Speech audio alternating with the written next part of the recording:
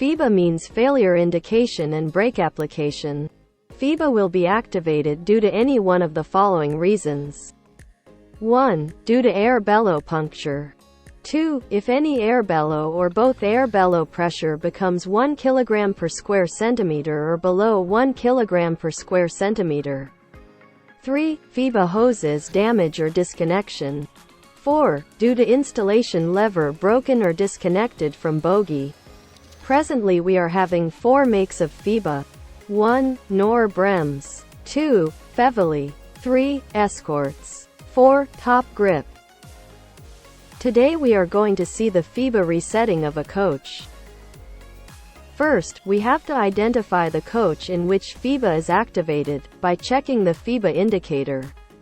If the FIBA indicator is in red condition, it means FIBA is activated in that coach.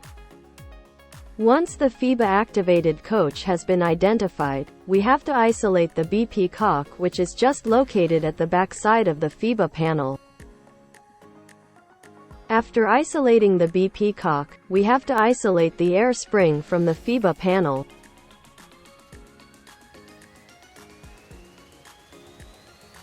By isolating these two cocks, we will isolate the FIBA panel from the air spring. After isolating the air suspension from the FIBA, we have to check the air suspension, whether any leakages or any puncture in the bellow or installation lever is broken, or air hoses of the air spring for punctures, leakages or any disconnections. After checking all those things, if any problem is found, we have to isolate the air suspension system of the coach. By isolating this cock, we will isolate this bogey's air suspension system. In the same way, we have to isolate the cock at the other side of the coach, to isolate the air suspension system of the other bogie. After isolating the air suspension system of both the bogies, we have to reset the FIBA indicator, by rotating the knob in anti-clockwise direction. Then, the FIBA indicator will turn green. After turning it green, we have to reset it again normally. Then, we have to run the coach with the restricted speed, 60 km/h, up to the next train examination point. Now, we will show how to reset the FIBA once it is activated. Once the FIBA is activated, its indicator will turn red. Then, first we have to isolate the BP cock.